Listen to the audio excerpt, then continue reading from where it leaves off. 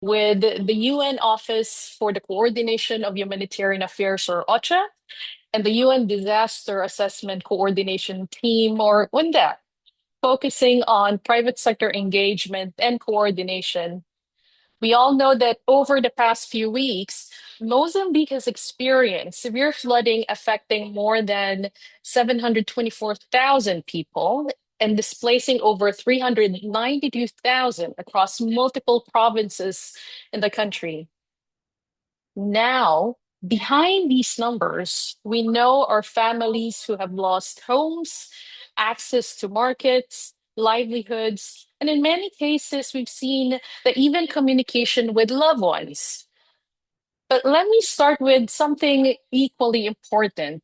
We know that Mozambique is responding. We know that the government is leading the response with the support of the United Nations and the humanitarian community, and the private sector is already stepping up. Our purpose today is to ensure that this collective effort translates into coordinated and structured impact. And again, this briefing is a space for coordination and dialogue. Again, I want to emphasize that. This is your space for coordination and dialogue. We are here to share a clear picture of the response, clarify priority gaps, and identify how businesses can engage in ways that are practical, responsible, and fully aligned with government leadership. Because in emergencies like this, we all know that we need all hands on deck. Now, before we begin, just a quick note on logistics. So the session is in English with simultaneous Portuguese interpretation. Please use the Q&A function or the chat for any questions that you may have. And and I can see that the chat is being turned on. Feel free to introduce yourself, say hi in the chat, mention your name and the organization or the company that you are representing. We would love to know you more.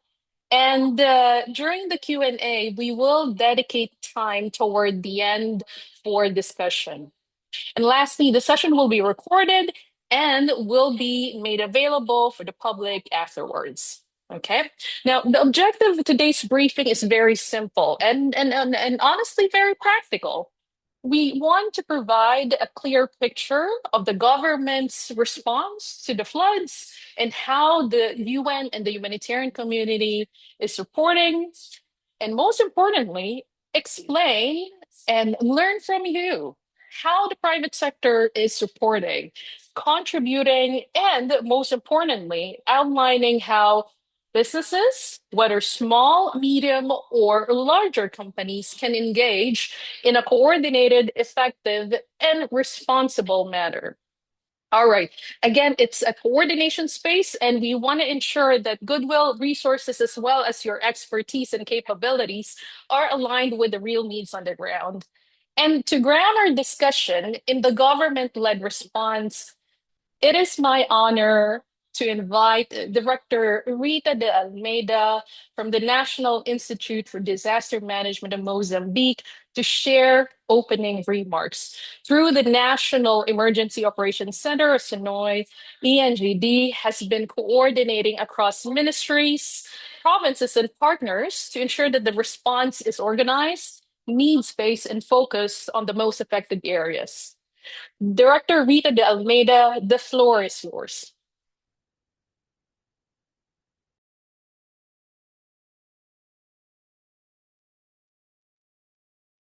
Boa tarde. Bom, queria primeiro retificar a tradução do meu posto, não ficou muito bem clara. Eu sou Rita Almeida, sou diretora de Planificação e Cooperação no INGD. Então, tive a indicação, portanto, de fazer parte desta importante reunião na ausência de Sua Excelência, a Senhora Presidente do INGD. Sua Excelência Catherine Souza, coordenadora residente das Nações Unidas em Moçambique, distintos representantes do setor privado, caros parceiros de cooperação, minha senhora, meus senhores. Permita-me que, em nome de Sua Excelência, senhora Luísa Selma Meg, presidente do Instituto Nacional de Gestão e Redução do Risco de Desastres, apresente os agradecimentos às Nações Unidas pela realização desta importante reunião, no momento em que o país se ressente das adversidades climáticas que se registram na presente época chuvosa e ciclônica 2025-2026. As últimas cheias de inundações que se registraram em janeiro último afetaram até o dia 9 de fevereiro cerca de 724 mil pessoas e provocaram a perda de 24 concidadãos que temos a lamentar, para além da destruição de infraestruturas críticas, condicionando desta forma o decurso normal da vida da população.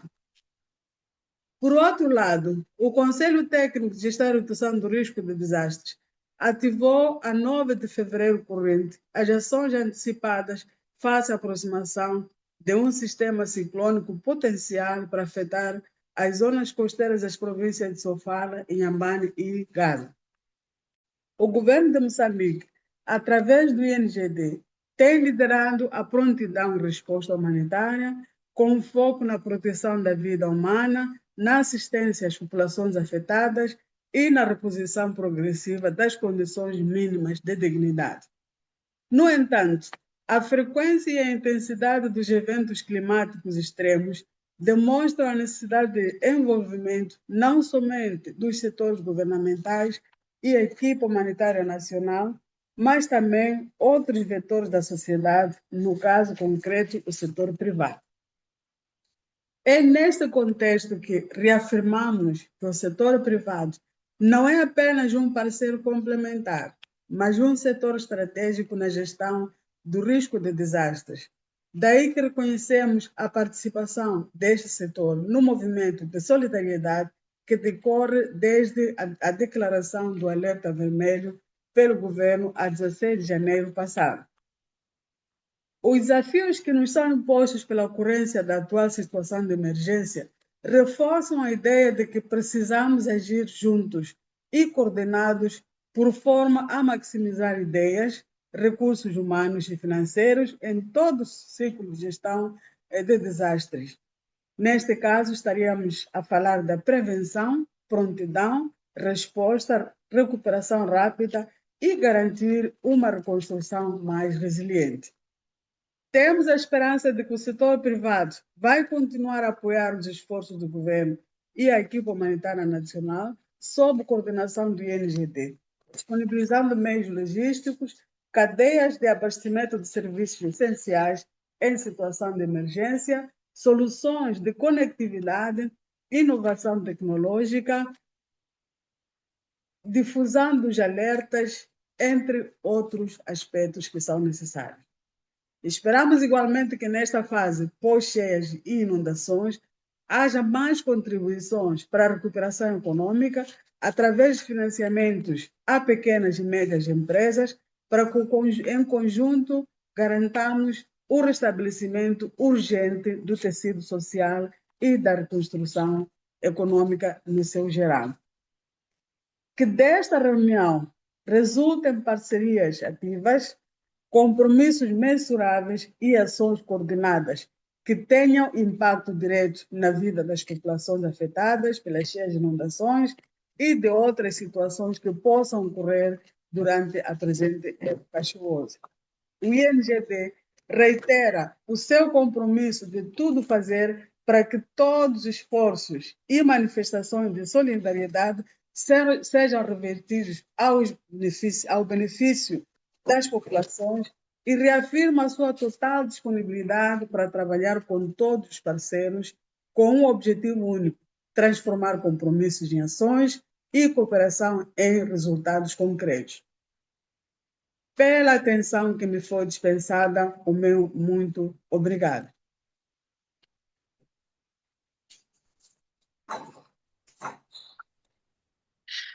Muito obrigada. Thank you very much, Director Rita, for setting that foundation. And now to reinforce the importance of coordinated engagement across government, humanitarian partners, and the private sector, I now invite Dr. Catherine Sozzi, Resident and Humanitarian Coordinator of the United Nations in Mozambique. Over to you. Thank you very much, Riza Neri, for that kind introduction.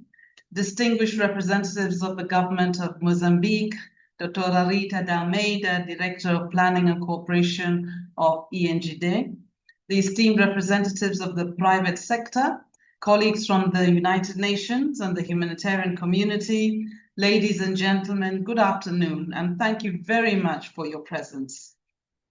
Allow me to begin by expressing our sincere appreciation to the government of Mozambique for its leadership in responding to the recent floods. Let me be very clear from the outset. This response is led by the government. ENGD is firmly in command, setting priorities and coordinating the national efforts. The role of the United Nations and the humanitarian partners is to support that leadership and to help ensure coordination among the different actors, speed in implementation, and accountability to affected communities, to women, to men, and children. We are here to strengthen national systems and ensure that assistance reaches those most in need in the most efficient and effective way possible. In a situation like this, we cannot succeed without the active engagement of the private sector. Businesses bring capabilities that humanitarian actors simply do not have at the same scale. Logistic networks, supply chains, technology, financing, innovation, and a strong local presence. Many of you already operate in the very communities affected by these floods. When mobilized effectively, and in coordination with the national efforts, these resources can significantly accelerate life-saving assistance and lay the foundations for early recovery. What we have learned from past emergencies is not that the private sector lacks commitment. In fact, it's quite the opposite, but that impact is greatest when efforts are well connected and clearly aligned. Just last week, I was with the team from the Vodacom Mozambique Foundation and the Vodafone Foundation on a visit to the largest accommodation center here in Manisa. They provided mobile phones, charging units, and installed Wi-Fi connectivity kits to help people stay connected with their families. This briefing therefore aims to strengthen that alignment, ensuring that private sector contributions complement government-led priorities and verified humanitarian needs so that resources are used effectively and reach people where they are most needed. Today's discussion has been designed to provide greater clarity. You will hear directly where needs are most urgent, whether in food security, whether it's water and sanitation, whether it's where people are sheltered, whether it's in logistics, information management, and even or early recovery, and how companies can engage in ways that are responsible, that are impactful, and complementary to ongoing response efforts. Our call is simple and practical. Engage through coordinated mechanisms, work side by side with government and humanitarian partners, including the United Nations, national NGOs, international non-governmental organizations, and commit to principled, needs-driven support. When we act together, government, UN, humanitarian partners, and the private sector, I assure you, assistance reaches people faster, resources are used more effectively, and recovery can begin sooner. I thank you very much for being present, and I wish you a successful briefing. You can count on the United Nations, and you certainly can count on me. Thank you very much. Thank you, Dr. Catherine Sozzi. Again, ladies and gentlemen, we hear it very clearly that you can count on the UN Resident and Humanitarian Coordinator on behalf of the entire UN system here in Mozambique. Again, all hands on deck, supporting the government, working with national, international NGO partners, as well as the private sector when it comes to overcoming this challenge. Now, we will move from opening remarks, the inspiring messages from Director Rita and Dr. Sozi to the operational reality on the ground. So we will have ENGD to provide a brief overview of the flood situation and the priority needs. And this will be followed by a presentation by my colleague from the UN Office for the Coordination of Humanitarian Affairs, or OCHA, on how coordination structures are working and where partners can plug in effectively. Alberto Armando, please, the floor is yours.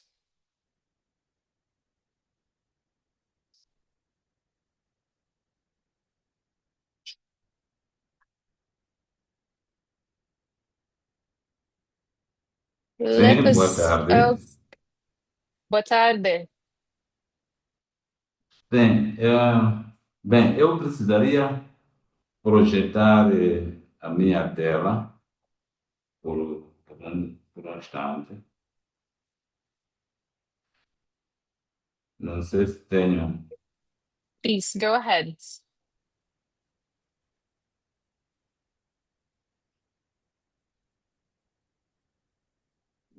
Só que não encontro aqui a opção para partilhar. Não sei o que está a acontecer.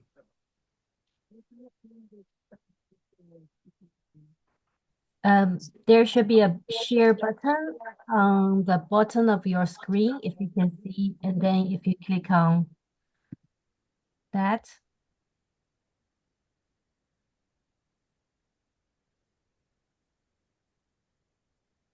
Não tem aqui. Aqui só tem chat, não sei o que, não sei o que.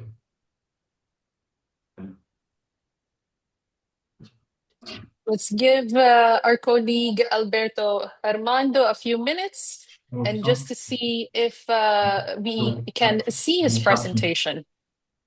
Não.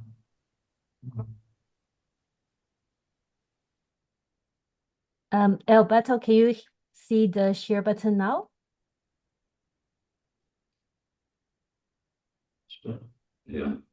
Agora sim. Agora já tenho condições para partilhar.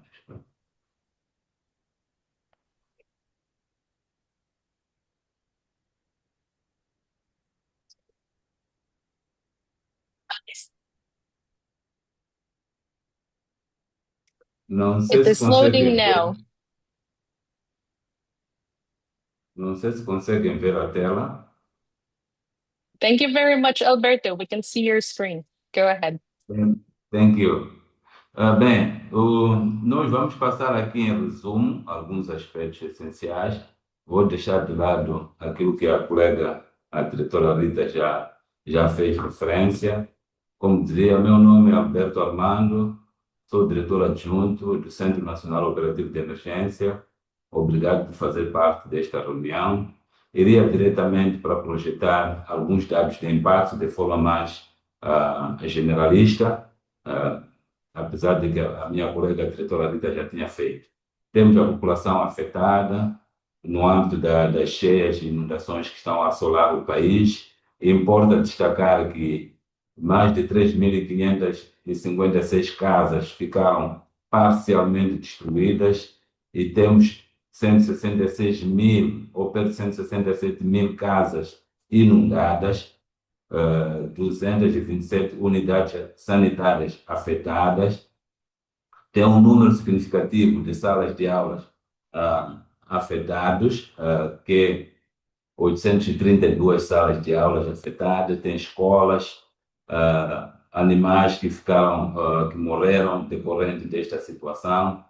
E no pico da emergência das cheias, tivemos um número significativo de centros de acomodação abertos, 118, e neste momento, à medida que as condições estão a melhorar, estão a diminuir progressivamente o número de pessoas nos centros de acomodação. Há 2 dias atrás, tínhamos 59 centros de acomodação que acomodavam perto de 67 mil pessoas. As províncias de maior impacto é a província de Gaza, mas também tem a província de Sofala, por causa da bacia do Rio Bus. Temos a província de Maputo, por causa do rio Mberuzi, rio Nkomati, e também a própria cidade de Maputo devido às inundações urbanas. De uma forma global, desde o início da época chuvosa, esta parte, mais de 850 mil pessoas ficaram afetadas. E aqui podem ver também a distribuição dos impactos em diferentes setores de atividades, incluindo casas afetadas, inundadas, unidades sanitárias, escolas e por aí em diante. Então, este é o panorama geral desde o início da época chuvosa, esta parte. Como podem ver, já estamos a caminho de 1 milhão de pessoas afetadas, neste caso estamos com 852 mil pessoas afetadas. Importa lamentar que desde o início da época chuvosa, infelizmente, acima de 200 pessoas morreram decorrendo dos diferentes eventos, e como podem ver, as descargas atmosféricas, a cólera, afogamento decorrente das cheias e inundações estão no topo das causas de óbitos no contexto atual da época chuvosa ciclônica. E também temos a distribuição por províncias. Aqui temos alguns impactos que já praticamente estão familiares, as estradas que ficaram interrompidas. Algumas ações estão a decorrer no terreno com o envolvimento de todos os atores, incluindo o setor privado e a sociedade civil, como muito bem a diretora Rita fez referência. Aqui são algum panorama de mensagem. Agora, há um desafio que, de facto, a maior parte das pessoas que estão nos centros de acomodação, neste momento, até há 2 dias atrás, cerca de metade das pessoas que ainda estão nos centros de acomodação estão nas escolas. E daqui dentro, em breve, as aulas deverão iniciar. Então, o governo e parceiros estão a estudar a alternativa de como realocar essas pessoas se as condições nas zonas de origem não favorecerem o seu regresso. E também, alternativamente, há ações em vista de montagem de tendas para as famílias, mesmo tendas para funcionar como unidades sanitárias, e bem como a perspectiva de montagem de tendas para o funcionamento das salas de aula. Devido ao desafio de cortes de vias de acesso, a assistência humanitária tem conhecido alguns desafios para o alcance das zonas mais recônditas, mas graças à intervenção de diferentes atores no terreno, tem conseguido prover essa assistência com recurso de meios aéreos, embarcações, navios, em alguns casos ou foi necessário o uso de navio para transportar os bens até a província de Gaza. E esse é o panorama de algumas imagens e também de algumas informações referentes àquilo que são as ações em curso. Como eu tinha dito, neste momento conta-se com um meio aéreo para fazer a ponte aérea em algumas zonas recônditas na província de Gaza, principalmente o distrito de Xigubo, que ainda o acesso ainda não é possível via terrestre, e Massangena. E neste caso, está-se a usar o helicóptero, que está ao serviço das Nações Unidas, concretamente do PMA, para transportar alimentos para esses pontos. Mas anteriormente também tivemos muito mais meios aéreos para estas operações. Bem, aqui olhando um pouco entre as pessoas afetadas, a assistência, anteriormente estava a fazer focalizando as pessoas que estiveram nos centros de acomodação, mas na perspectiva de assistência humanitária, precisamos olhar de uma forma geral as necessidades de todas as pessoas afetadas. Então, do número total das pessoas afetadas decorrente dessas cheias e inundações, decidiu-se o grupo técnico decidiu que pelo menos 60% vai demandar a necessidade de apoio humanitário. É este número que nós temos aqui de cerca de 434.479 pessoas com necessidade para assistência. E tem a distribuição, principalmente dos fundos recebidos, os apoios de diferentes atores humanitários, que até antes de ontem, neste caso, totalizavam 1,2 mil milhões de meticais, em diferentes setores, bens não alimentares, que receberam maior apoio, com 461 milhões, a segurança alimentar e meios de vida, 399 milhões, e por aí em diante. Água, saneamento, abrigo, saúde, proteção, e por aí em diante. Aqui este mapa apenas mostra a distribuição dos atores humanitários. Como podem ver, há muita concentração neste momento de atores humanitários, principalmente na província de Gaza, sendo uma das províncias que foi fortemente impactada pelas cheias e inundações. E também, como dizia, tem aqui a lista de diferentes atores que prestaram solidariedade com as populações afetadas. Esta informação era referente à prontidão face ao ciclone que está para afetar o país, e também fazia referência ao que nós temos aqui o slide mostra em termos de bens alimentares para o nível de prontidão face ao fenômeno que vai impactar o país. Para terminar, algumas questões podemos esclarecer ao longo da discussão. A cobertura humanitária ainda é limitada devido a vários fatores, entre eles o acesso aos locais e também muitas das pessoas foram assistidas até o momento de forma transversal no setor de saúde, água, saneamento, segurança alimentar, proteção e abrigo. Os recursos financeiros ainda são limitados, tendo em conta que, como muito bem disse a diretora Rita, estamos constantemente a responder ao desastre. Estávamos no processo de consolidação do desastre das cheias, mas estamos prestes a ser impactados por um novo desastre. Então, isto, em algum momento, está a tornar os recursos financeiros bastante limitados e insuficientes. Há sobrecarga dos serviços e infraestruturas essenciais, principalmente a componente de saúde, água, saneamento, os centros de acomodação, tendo em conta que ainda temos um elevado número de pessoas nos centros de acomodação a demandar serviços.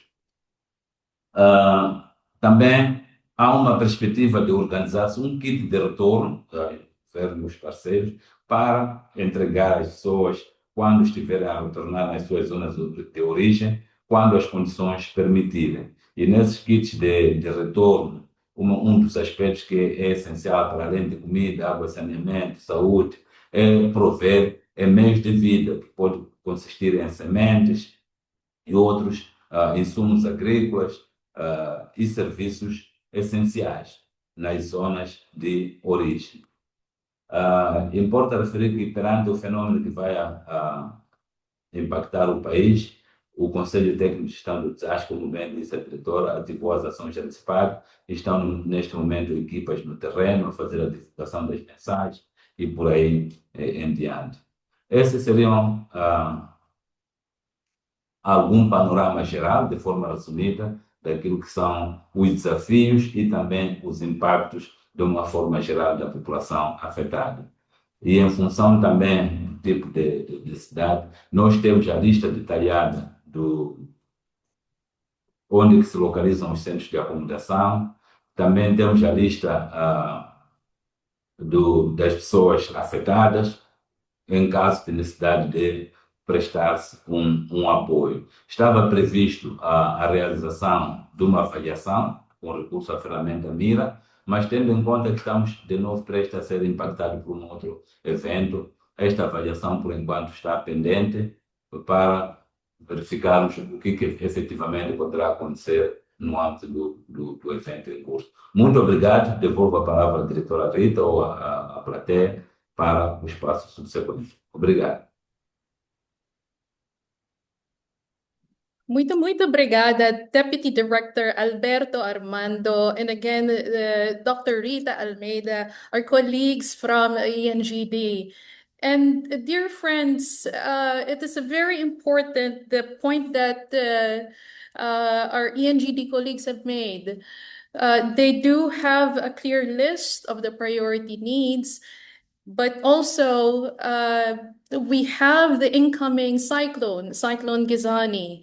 And it seems that, again, we need all hands on deck to make sure that we can all work together and in helping, in ensuring that the needs, the current needs, because of the recent flooding, and at the same time, the anticipated needs, given the incoming Cyclone Gizani, are addressed by all actors. Again, thank you very much to ENGD, and we will now move to my colleague Federica De Andrea Giovanni, who heads OCHA's Communication and Information Management Unit, to share with us now how does OCHA and the humanitarian system complement what the government, what ENGD is doing when it comes to the flood response and also preparing for Cyclone Gazani. Federica, the floor is yours.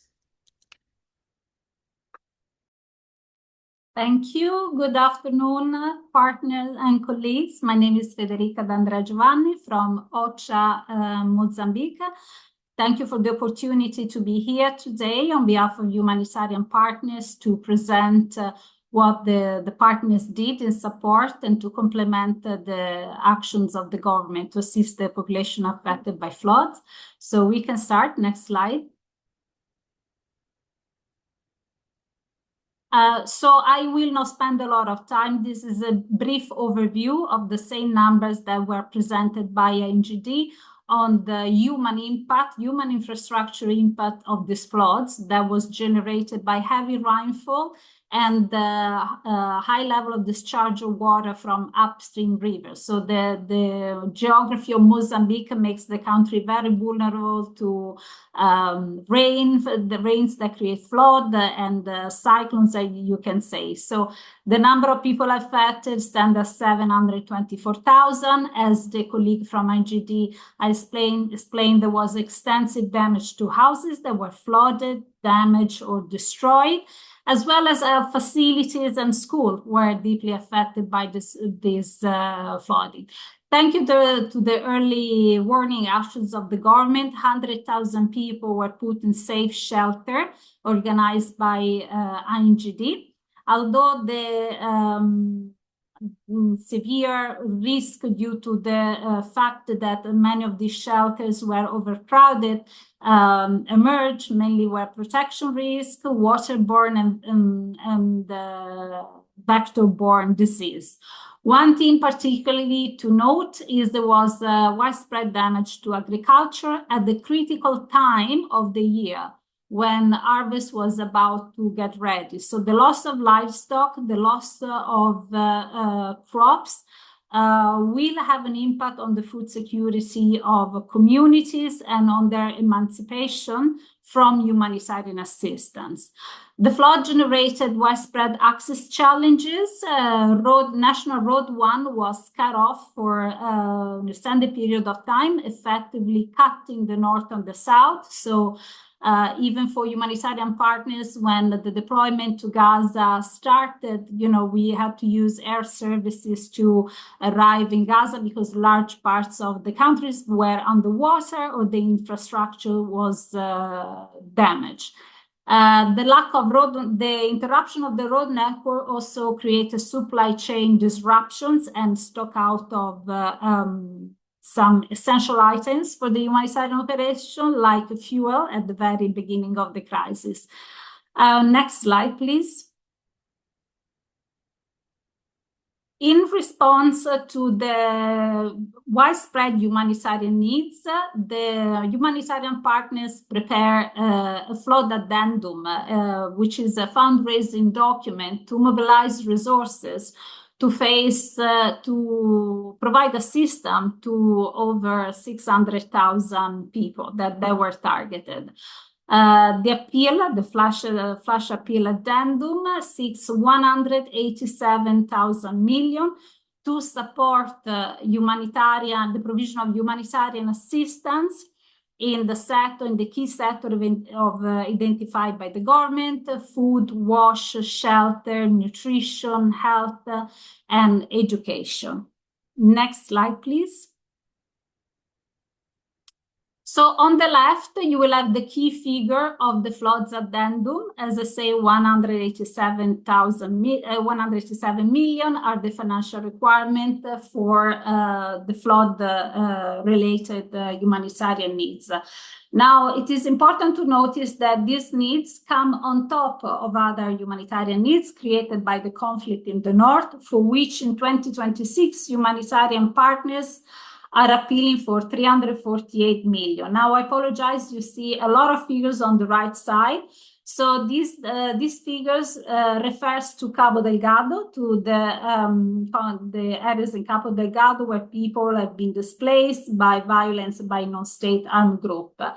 More than 1 million people is in need, was identified in need in Cabo Delgado. However, due to the fact that resources were limited to respond, we went through a prioritization exercise, and that's why you see two figures. We identified the caseload that had to be prioritized among all the people that were in need. So that's why you see the number of 919,000 people that will be seeking to assist this year, out of the overall caseload of 1.1 million people. So if you look at the conflict-related humanitarian needs and the flood-related humanitarian needs, we are seeking to assist a total of 1.7 million people, and we will have financial requirements for over $500 million.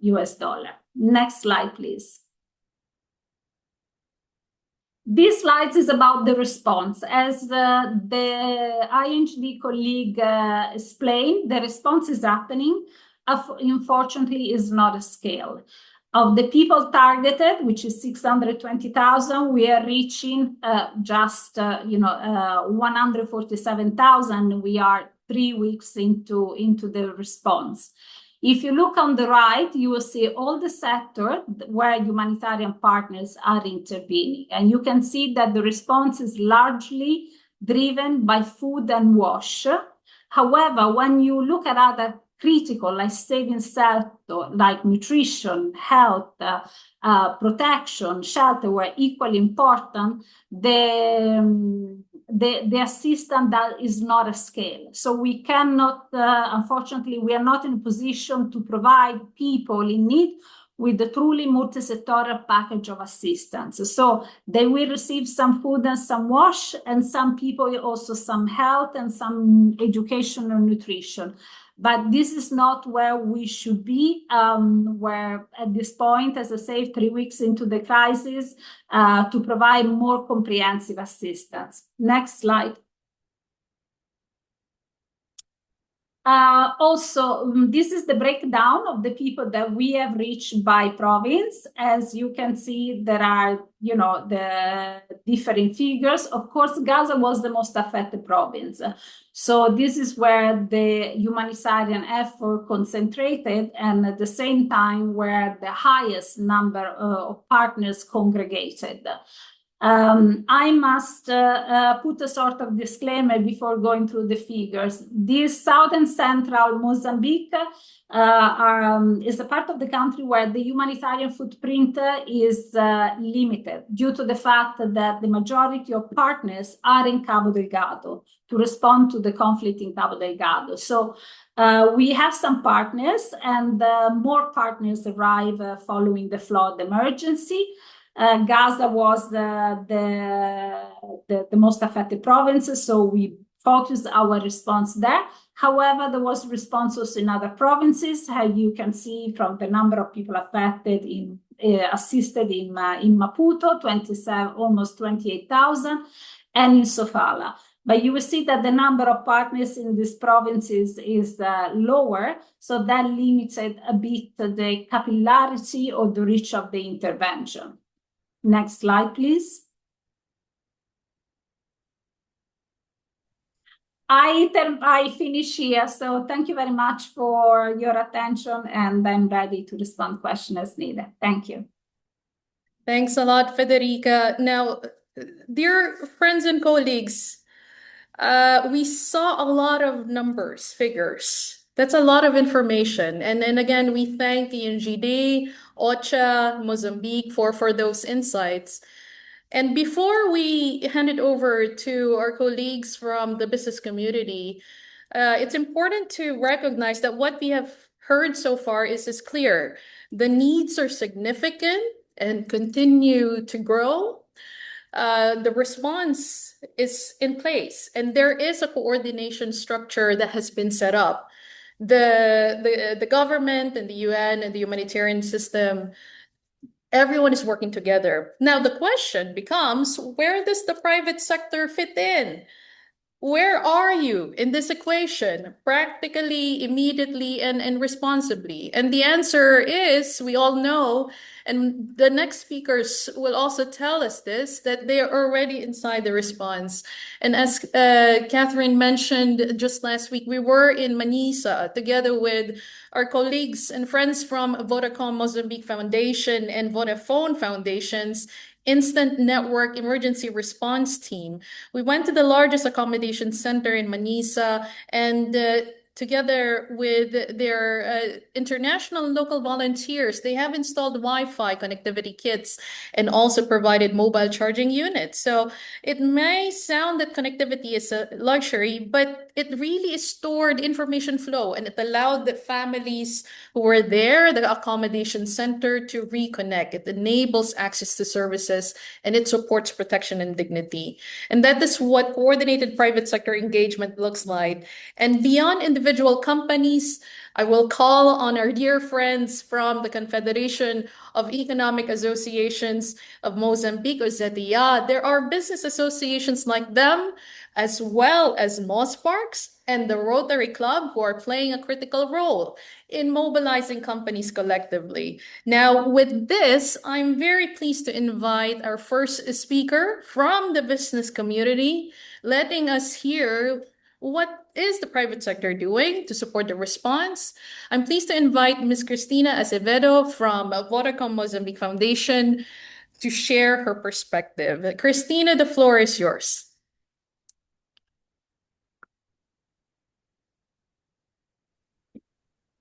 Cristina, it seems like, yep, we cannot hear you. It's one more time. Can you hear me now? I mean, we Very went through good. this. Loud and clear. And my apologies, my computer is acting out. So I've been kicked out of the meeting a few times. So apologies in advance if this happens again. Thank you very much for your invitation and for the opportunity to be here today and to join this discussion. If I must say sincerely, as proud as I am of the work that we're doing, I feel that my presence here is very much a matter of opportunity. I know and I'm certain that there are many actors across the private sector that are doing as much or perhaps even more in response to the floods. The reality, and this is something that I would like us to address going forward, is that we do not have yet a consolidated view of everything the private sector is contributing to. And perhaps this is something that we can reflect on, how to improve coordination, visibility, shared understanding of needs, and how we can add value and not duplicate efforts. So talking about what we're doing as Vodacom Mozambique, and though I'm here today in my capacity as director of the Vodacom Mozambique Foundation, Our response goes far beyond of the foundation itself, and it wouldn't be fair to frame this contribution solely through the foundation lens. If we can move to the next slide, please. What we're actually seeing here is an entire company mobilizing. Since Cyclone Idai in 2019, we have been learning, sometimes the hard way, how to operate in a crisis. It is unfortunate that we've had so many opportunities to practice, and actually, I am just out of a crisis management team meeting because of the cyclone Kisani. Over time, we have built something essential for us and for our contribution, which is resilience, the ability to prepare, mitigate, recover while responding. When a crisis hits, it is almost as if a different mode switches on for us, because we understand, as you said, Risa, that connectivity is critical infrastructure. It allows families to reach loved ones. It enables access to information and to financial services, and it supports humanitarian coordination and response operations. Our technology teams work around the clock to restore and stabilize connectivity in affected areas. And this is not only from a business continuity perspective, but because we understand and we know that for us, it's as if lives depended on communication. At the same time, we have our HR teams account for staff safety, provide psychological support and emergency assistance. Operations, supply chain, logistics, finance colleagues mobilize rapidly to deploy equipment, fuel, devices, and the emergency supplies that we as Foundation need to be able to contribute. So the Foundation plays an important role in structuring community assistance and humanitarian support, but it operates within a much broader ecosystem of operational capacity across the country. If we can move to the, so in this slide actually, and I'm not going to take you through everything that we're doing. So still on the previous slide, I'm sorry. It gives you a brief idea of everything that we are doing at the moment. So from network restoration to supporting our staff, to the Foundation coming in with emergency supplies of food items, non-food items, medicine, dignity kits, you name it. We've delivered more than 20 tons of assistance by now. And then there's also, as you mentioned, as the Instant Network Emergency Response that joined us here. We had volunteers coming from Portugal, the UK, and Germany, coming to Mozambique to support us, deploying instant connectivity in places where our network was not yet fully stabilized. And we know how important this is. So many things. Something that I did not put in the slide, but it's worth mentioning, and especially because some of you already touched on this, is that there's so much happening into the emergency phase, into the response phase, but we are already having conversations about early recovery. We understand that people want to go back home, but back to what? So we want to make sure that we're able to be of some use then as well. So now I've put here some pictures on the next slide to give you an idea of the many actions that we have in place. We've launched this fundraising campaign through M-Pesa. M-Pesa, of course, financial services play a critical role during this time. Right now, through this fundraising campaign, we've managed to raise 250 actually food hampers, and then the Foundation will come in and duplicate this. For each food kit we'll offer a new one. So many different streams, and we hope that through everything that we're doing, somehow we get to maximize the possibility that we have in hand. So moving on to the next slide. I think that ultimately what we see in crisis after crisis is that resilience cannot be built by one actor alone. And this is not just for us. We've gotten very good at doing that. But as private sector, we can bring infrastructure, technical expertise, agility, and the possibility of scale.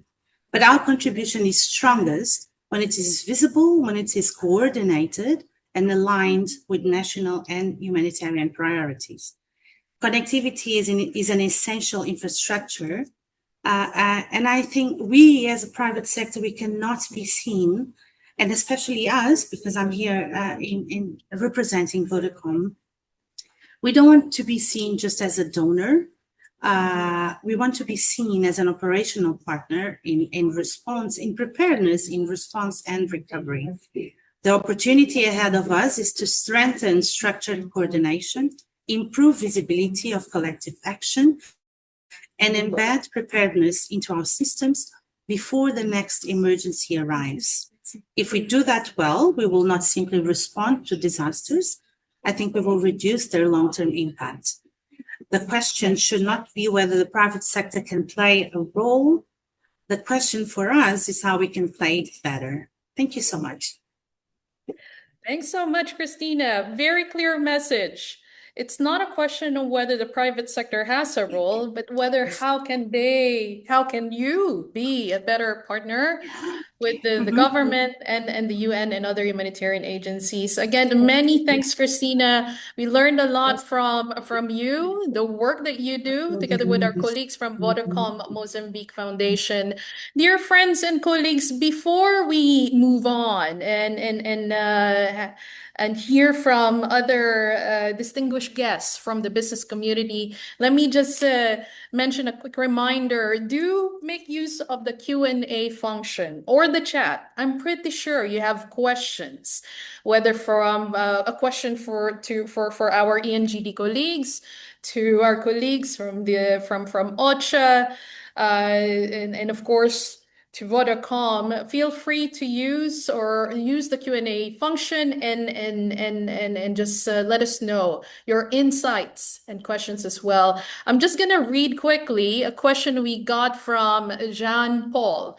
Question: when and where can we find specific requirements for industry, I guess the different industries, to respond with fit for purpose solutions? So basically, how do we make sure that we do a good job of matchmaking expertise and resources from the private sector with the needs according to the government and humanitarian agencies? Thanks, Jean Paul, and I believe we can have our colleagues, whether from ENGD, from OCHA, address this during our Q&A section. Again, feel free to drop your questions or comments in the chat. Now, dear friends, I'm going to call on Mr. I see he is online, representing a group that is that you may be all familiar with, and I'm sure that you'll be interested to know how do they mobilize or support during emergencies like this. I've heard examples from him how they supported during cyclones Ida and Kenneth. Bruno, are you on the line? Bruno from the Rotary Club.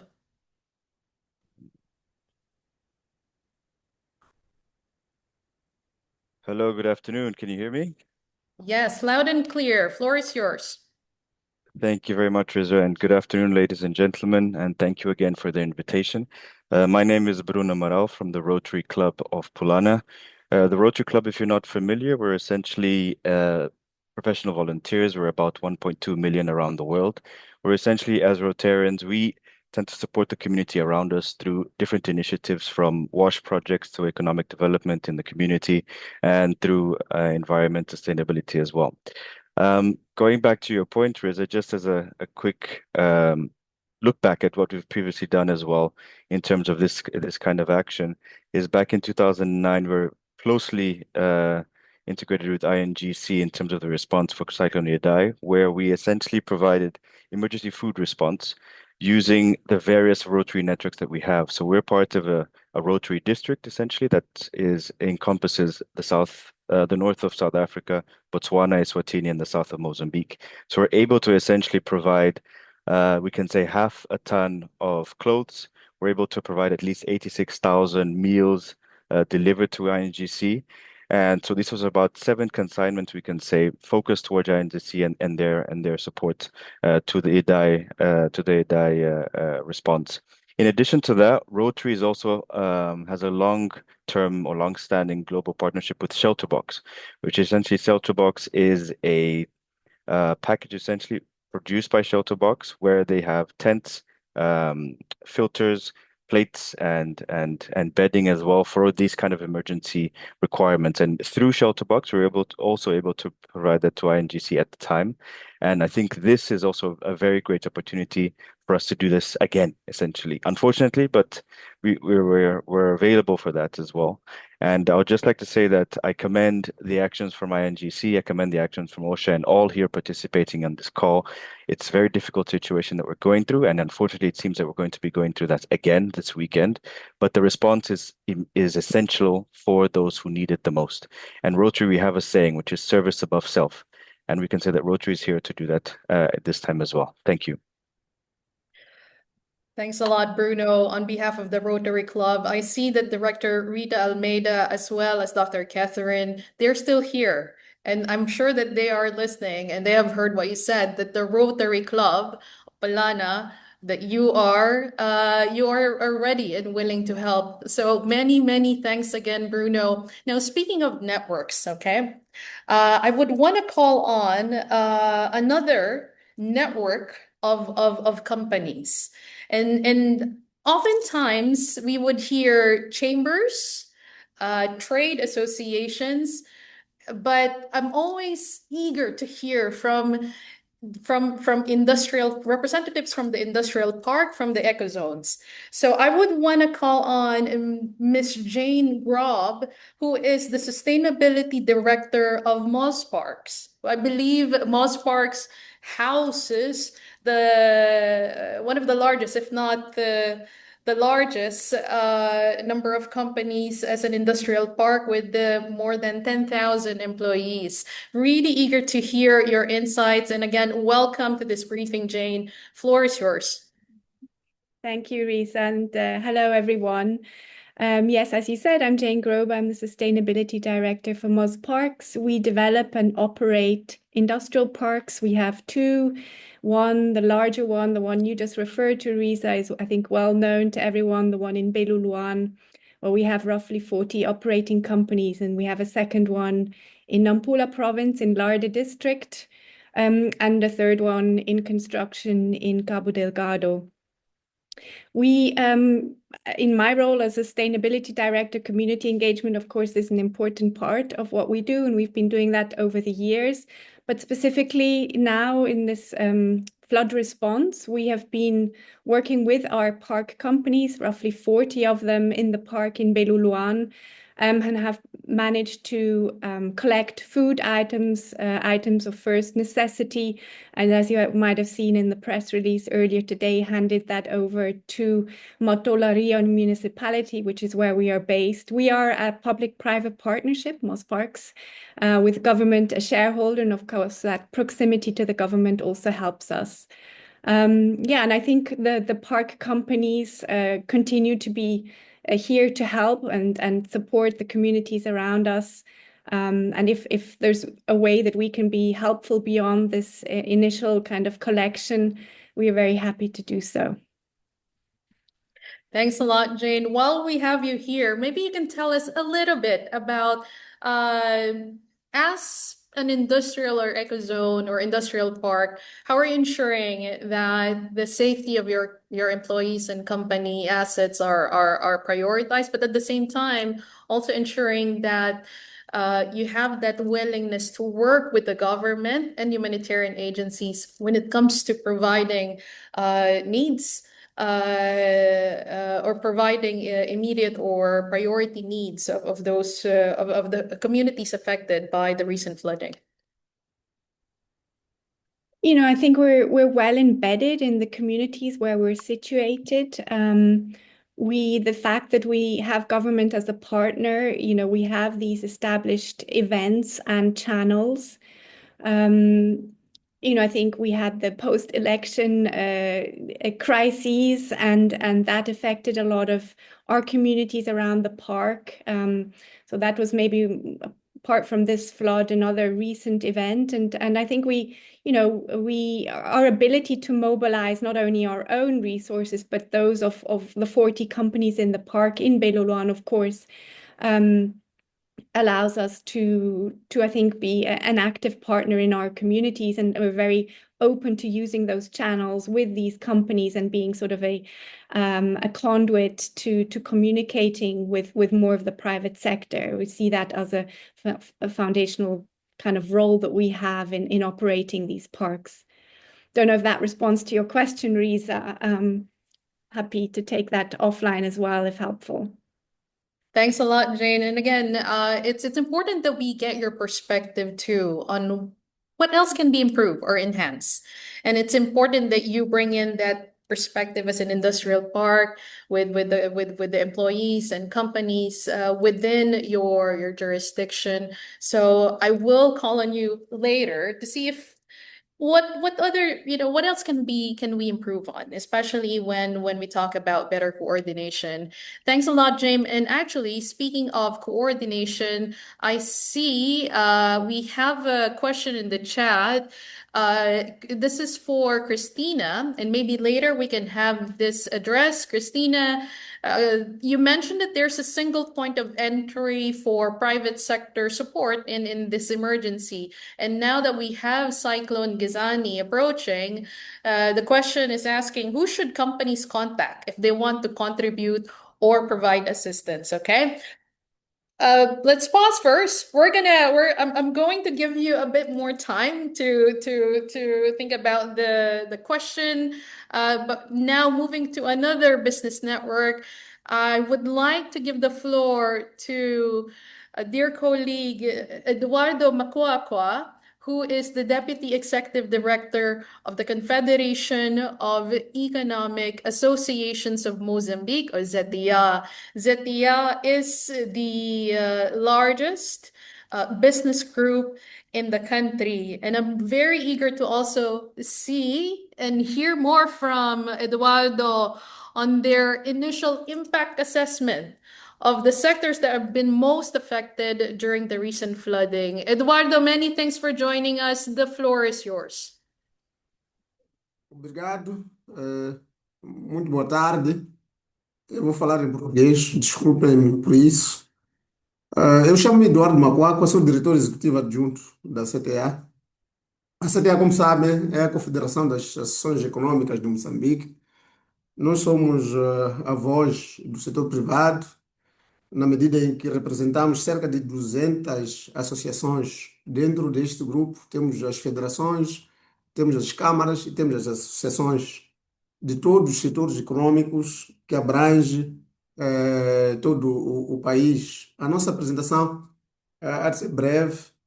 Ela tem esta estrutura, a introdução, a metodologia, a visão geral do impacto, alguns destaques das províncias, alguns setores também que tiveram um grande impacto: agricultura, transporte, comércio, hotelaria, entre outros. A questão do emprego, os impactos nos preços da cesta básica e algumas medidas, algumas recomendações de política. Bom, dizer que estas cheias de 2026, janeiro de 2026, foram as mais severas, pelo menos na nossa região, centro e sul, a avaliar pelos impactos preliminares que nós temos estado a receber dos nossos membros associados e também através do inquérito que nós estamos a conduzir. Dizer que este inquérito está a ser conduzido via online e é de caráter voluntário, na medida em que a gente espalha o link pelos nossos membros para eles acessar e preencher. Sentimos também que é necessário deslocarmos uma equipe para o terreno para consolidar os dados que estamos a recolher e verificar também aquilo que são os impactos reais na atividade econômica. Bom, do ponto de vista da metodologia, nós lançamos este inquérito, mas também recebemos das associações, sobretudo da FENAGRE, que é a maior federação do setor agrário, que também congrega várias associações dentro desta federação, que fez um levantamento preliminar entre os membros que estão nos distritos afetados, sobretudo na Zona Sul, em Boane, Moamba, Choco e a Baixa de Xaixá, e também um pouco na Zona Centro. Também consultamos dados do INGD, que é a nossa instituição que coordena a ação humanitária no país. Eles também disponibilizam alguns dados, informações que são úteis para nós. Também as próprias Nações Unidas, através da sua unidade de apoio, têm informações também que nós consultamos e este inquérito que nós também lançamos. Esta metodologia é verdade que é limitado este encontro na medida em que é um inquérito que não delimita a região, por isso temos empresas a responder por todo o lado. Estas chuvas não afetaram apenas a zona sul e centro, mesmo no norte houve um pouco de chuvas, alguns impactos, então temos estado a receber respostas, mas entendemos que temos que fazer um inquérito físico de verificação e melhoria dos dados que nós estamos a recolher. Do ponto de vista de impacto, na amostra que nós temos, impactos financeiros, podemos dizer que a maioria desses impactos concentram-se na província de Gaza, onde as empresas que respondem ao inquérito até agora são 34 empresas, reportam perdas de cerca de 60 milhões ou acima de 60 milhões de meticais. E pronto, isso representa entre 70% a 80% das empresas que respondem. Do ponto de vista da perda média por empresa, são valores que variam de 1.700.000 a 2 milhões de meticais de perdas estimadas em termos de mercadorias, infraestruturas, equipamentos que essas empresas usam para a sua produção. E do ponto de vista também de interrupção de dias de trabalho, uma vez que essas cheias também implicaram que as empresas encerrassem as suas atividades, em termos médio, temos entre 10 a 14 dias de interrupção, encerramento total, por cerca de 70% das empresas que nós entrevistamos. No choque, dados que recebemos da Federação Nacional da Agricultura, aponta para uma área inundada no choque de cerca de 15.939 hectares e áreas perdidas. E áreas perdidas são aquelas áreas que eles tinham lá as culturas e praticamente ficaram perdidas. Fala-se de 7.000 hectares, cerca de 7.000 hectares.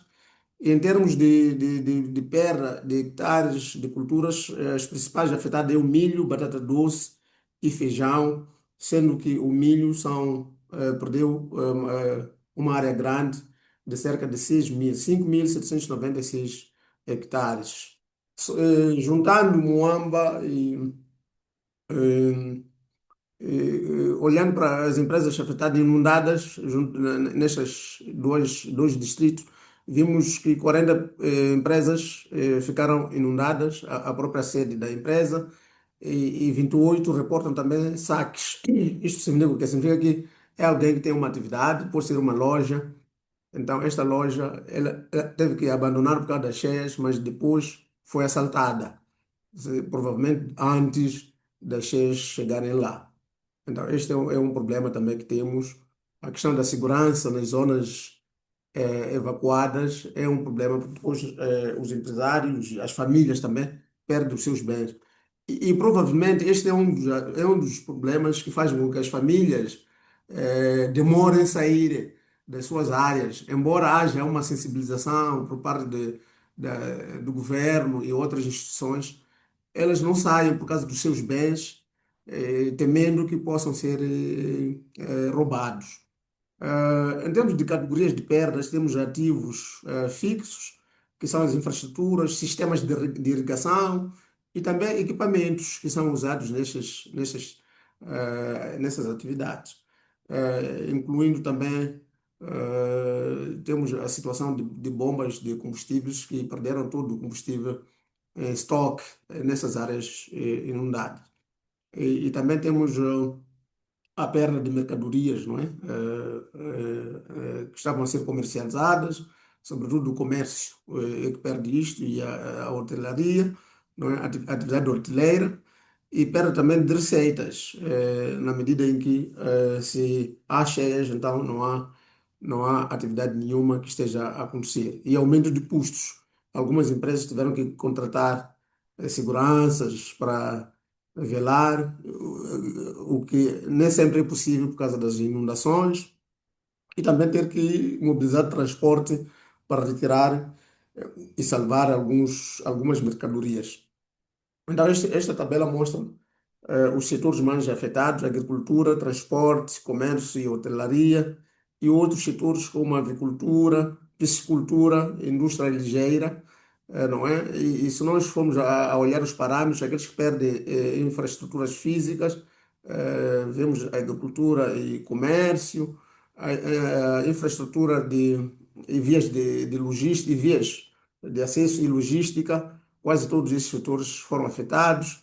Interrupção na cadeia de abastecimento, quase todos, com exceção dos transportes, redução da procura, os transportes foram mais afetados aqui, não podiam circular os carros sem as vias de acesso, e também os saques que afetaram os setores de transportes e comércio e hotelaria de forma um pouco mais grave. Do ponto de vista de impactos setoriais, eh, há perdas de áreas de cultivos, temos perdas de sementes e fertilizantes. Sabe, normalmente as empresas têm estes inputs em estoque nos seus armazéns, nos seus nas suas zonas de interesse, de produção. Então, tudo isto ficou debaixo da água. E também com o fim das cheias, prevê-se o surgimento de pragas pós-cheias, que é também um problema. Isto vai aumentar os custos para desinfetar estas áreas. A destruição de infraestruturas de irrigação foram arrancados com a força das águas, e por aí em diante. Do ponto de vista daquilo que é estimativas, não é, na indústria de transporte, não é, uma vez que a mobilidade ficou completamente paralisada e as viaturas que ficaram do outro lado também tiveram perdas em termos de saques, roubos de peças. Então, aqui estimamos mais ou menos qual é o custo por cada empresa, não é? Ou por cada unidade de transporte. Por exemplo, pensando num meio de transporte de 30 lugares, que cobra uma tarifa de 400 entre Maputo e Xai-Xai, significa que, e faz 2 viagens por dia, significa que diariamente, durante o tempo que ficam essas empresas sem poder transportar, perdem uma média de 24 mil meticais. E nós acreditamos que o impacto é muito maior, porque não são apenas empresas que vão a Xai-Xai, mesmo as que vinham do norte, de Gaza, a querer vir para Maputo, não tinham como chegar aqui. E por via disso também ficaram afetados. O impacto aqui é muito maior do que o que nós estamos aqui a reportar. Daí a necessidade de rever esses números e melhorar os indicadores. O setor hoteleiro também e o comércio tiveram prejuízos enormes do ponto de vista de inundações físicas nos seus estabelecimentos, e também por causa deste problema de essas empresas não poderem continuar com as suas atividades, vimos que houve ruptura de estoques nos principais mercados, houve também saques e prejuízos enormes. E só em Choque, 28 estabelecimentos ficaram inundados e saqueados. Na avicultura, piscicultura e indústria ligeira, também houve inundações nessas pequenas unidades. interrupção da produção, paralisação operacional e constrangimento na distribuição. Do ponto de vista do emprego, uma vez também o inquérito recolhe o número de trabalhadores que ficaram afetados. Estamos a ver um número de cerca de 963 trabalhadores. Também este número é preliminar. Continuaremos a recolher mais informações em contacto com os nossos membros e com as empresas afetadas. Ah, Aqui estamos a analisar o impacto do ponto de vista de preços e, sobretudo, nos produtos essenciais, como, por exemplo, arroz, caldo, tomate, massa, óleo, feijão, farinha, cebola, açúcar e sabão.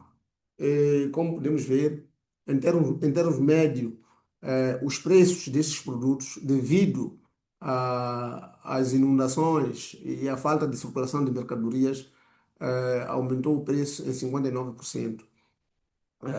Mas cada produto tem o seu preço aqui. Vemos a cebola, que o preço duplicou, por exemplo, 200%, o tomate 140%, aí em diante. Então, o que significa que as inundações tiveram impactos indiretos nos preços dos produtos básicos.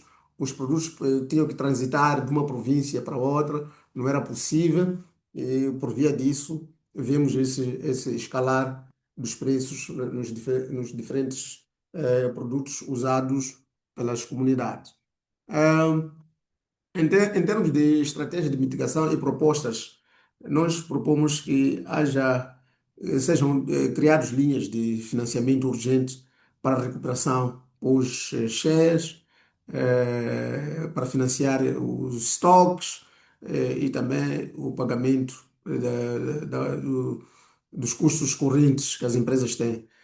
Os insumos agrícolas também é uma área que não deve ser esquecido. As empresas e a população quase perdeu tudo, então é preciso providenciar sementes e insumos agrícolas para que a próxima época as empresas e as populações possam retomar. A reabilitação das infraestruturas já está a acontecer, mas é preciso também que essa reabilitação seja muito mais resiliente, profunda, para que minimizemos os problemas futuros. Medidas de segurança, também aqui precisamos de reforçar, porque isto é um problema sério que leva com que as pessoas, as famílias demorem a sair das áreas inundadas, ou porque querem saquear, ou porque temem que os seus bens sejam roubados. E também a realocação resiliente das famílias e das infraestruturas sensíveis. Implicações do ponto de vista de políticas, recomendações e os próximos passos.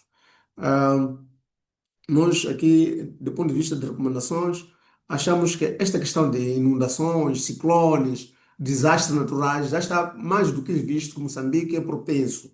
Então é preciso termos uma resposta de longo prazo, digamos assim. O que temos estado a assistir é começamos a mobilizar apoios no momento que o evento acontece.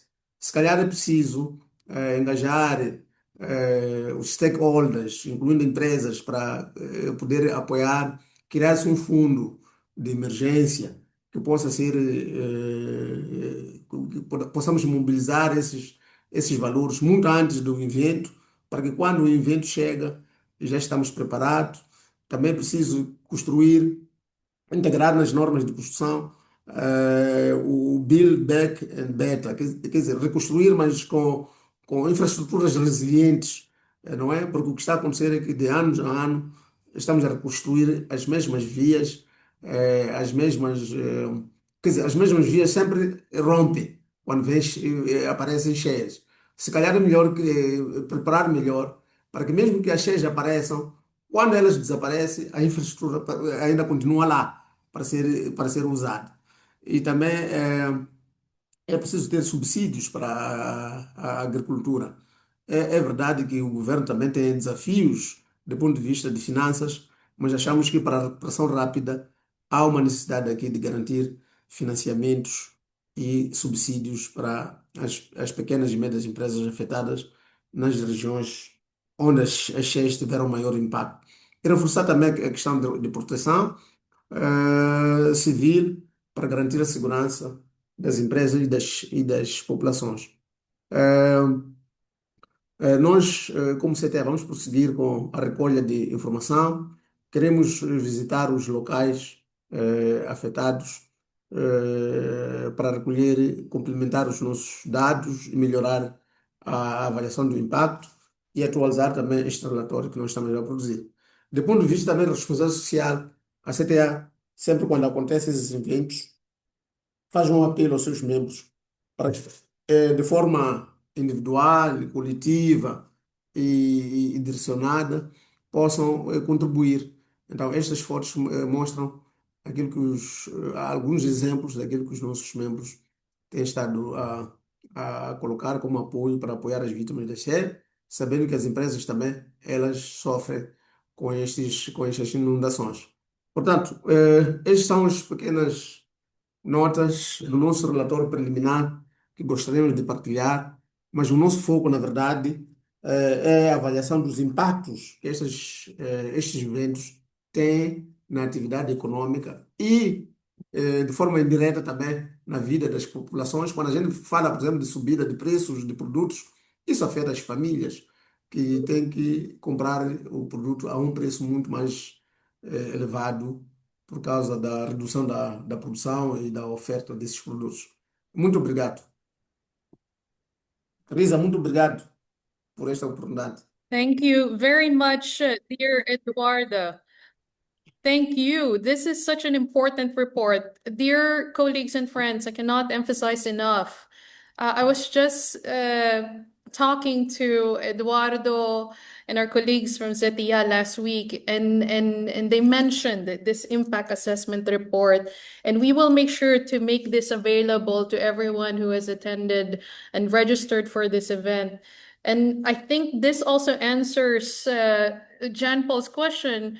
How can we know the specific requirements, whether from the government's perspective, from the business community's lens, when it comes to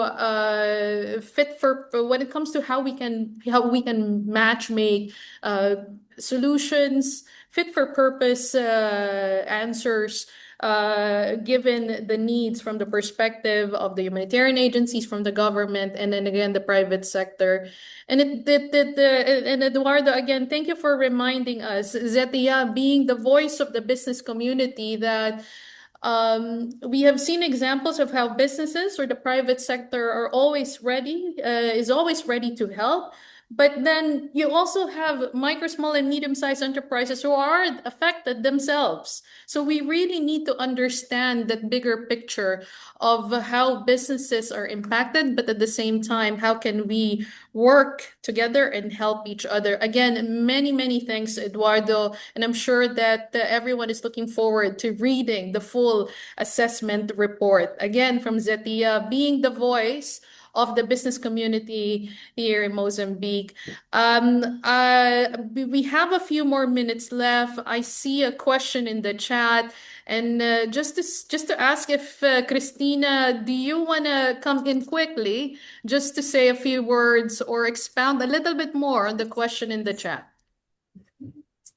Can you hear me? Yes.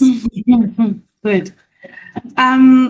I think actually we need to have that single point of contact. I don't believe we do as private sector at the moment. So this for me is actually an opportunity for improvement. If we know who to reach, and someone with the capacity to provide us with guidance, with the detailed information that we need, we want to respond as fast as we can. And sometimes this missing link, it's what's preventing us from being able to do so, or making us actually duplicate our efforts instead of adding value. So I don't know of such single point of contact as we speak, but I really think we do need them. Thanks so much, Christina. Very clear ask. And I believe Director Rita, Deputy Director Alberto, and of course, the UN Resident and Humanitarian Coordinator, Dr. Catherine Sozi, and my colleagues from OCHA Mozambique are here. We're all here. We hear you when you say we need a structure. Cyclones keep on repeating. This is not our first cyclone or emergency. And then again, we need to be able to prepare better. Because the private sector is there. This is willing to respond. And given the few remaining minutes that we have, and I see Dr. Catherine turned on her video. I just want to check if you want to come in or before we wrap up. Thank you very much. Very briefly, because I can hear an echo, but I really appreciate the meeting, and also I've been excited to hear from the members of some of the presentations who I will be reaching out to. Please, let's take this forward. Let's act. Now is the time now. And really thank you, Riza and the colleagues from OCHA for putting this together. And we look forward to taking it forward and make sure that we keep the pulse on what is happening in this country. It's ours, it's all of us together, and we cannot do it alone. Thank you very much. Thank you very much, Dr. Sozi. And basically, it wraps up everything that we have heard for today's session. But before we let you go, just a few more reminders from our side. And if we can bring up the slides, because, and colleagues, I've been in Mozambique, and this is actually my first time here in Mozambique, and really a warm thank you from the bottom of my heart for welcoming me. For the past 3 weeks now, as part of the UN's Rapid Response Team, or UNDAC, in supporting our office here in OCHA Mozambique, I reflect on the many doors that I was knocking on, the meetings I've had, and you're probably wondering, who is this stranger knocking on your doors and wanting to ask and get to talk to you, get to know more about how you're responding. And really what I have learned, again, with many thanks to all of you that I've met during the past few weeks, there is a strong convergence or agreement across businesses, government, and humanitarian partners when it comes to asking, how can we really understand and ensure transparency and accountability, and really knowing that the support that we have provided is reaching the people who need it the most. So that's the government's question or focus, the humanitarian agencies' focus, and the private sector, really. So it's not just a compliance issue for businesses, it's really a shared priority. And again, with many thanks to all of you, based on the interviews we've got, we have come up with an initial private sector response dashboard that you're seeing on the screen here. And it's, again, basically ensuring that we shine a light on the generosity of the private sector, the local and international private sector actors who have responded and stepped up to support the government, the UNGD, and the UN in addressing the most pressing humanitarian needs. If you have and if you are willing to share more information on what your organization is doing, feel free to get in touch with us, with me, so that we can do a much better job in shining a light on what you are doing. And if we go to the next one, the next slide,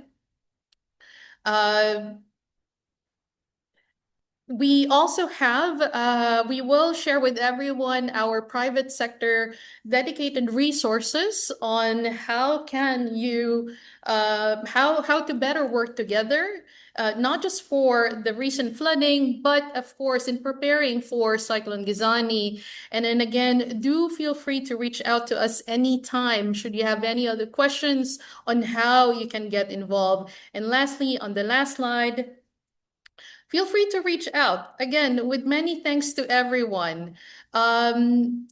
I cannot emphasize this enough that we should never underestimate the power of connecting with one another. And again, with many thanks to all of you whom I met just a couple of weeks ago, I'm reminded again and again that businesses don't just want to donate, you want to coordinate, align, and do the right thing. So really, thank you for your time, for your engagement today. Thank you to the speakers from ENGD, from the UN, from our business partners. The message is clear. The government is leading, coordination structures are in place, and the private sector has a very critical role to play. Again, we look forward to continuing this collaboration and dialogue in the coming days ahead. Do stay safe for now. We will be in touch. And again, muita obrigada. And we'll see each other again. Thank you, dear friends and colleagues.